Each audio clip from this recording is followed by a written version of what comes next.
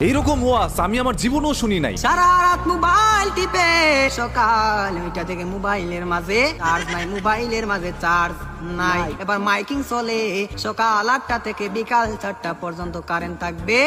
এবার টেনশন আছে না নাই, সারাদিন কারেন্ট থাকবে না।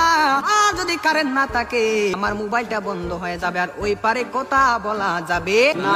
এবার ওই পার থেকে রাগ করবে কি করবে না। এবার যখন বিকাল 4টা বেজে গেল, সেই মাত্র কারেন্ট আসলো আর মোবাইলটা চার্জে লাগাইয়ে টিপানো আরম্ভ। এবার মেসেজ করে হাই, এবার গিয়ে দেখে ওই পার থেকে ব্লক করে দিছে। এবার ছেলেটা তো টেনশনে আছে, আরে ব্লক করে দিল, আমাদের তো ভালোবাসা কোথায় গেল।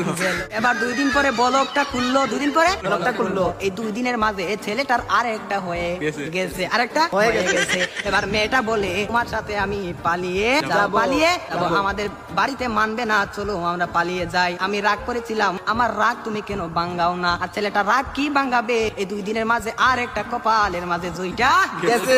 ওই মেয়েটা বলে চলো আমরা পালিয়ে যাই, ছেলে বলে চলো। এবার ছেলেটা মনে মনে ভাবে তোমার একটা শিক্ষা দিতে হবে। এবার মেয়েটা সকালে স্টেশনের মাঝে গাড়ি গুটি লইয়া রেডি। এবার ছেলেটা তো আসে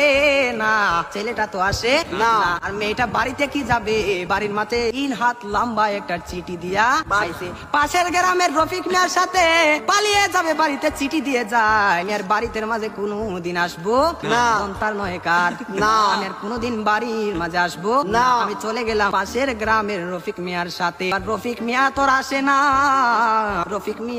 আসে না, এবার 1 ঘন্টা চলে যায়, 2 ঘন্টা চলে যায়, ছেলেটার মোবাইলে বন্ধ। মেয়েটা তো আর বুঝার বাকি হলো না, আমাকে চলে গেল ছাড়িয়ে, আমাকে ফাঁকি দিল, এখন তো মরা ছাড়া কোনো উপায় নেই। পরের দিন সকালে মাইকের মাঝে আওয়াজ শোনা যায়, সকলে পড়ি ইন্না লিল্লাহি ওয়া ইন্না ইলাইহি রাজিউন।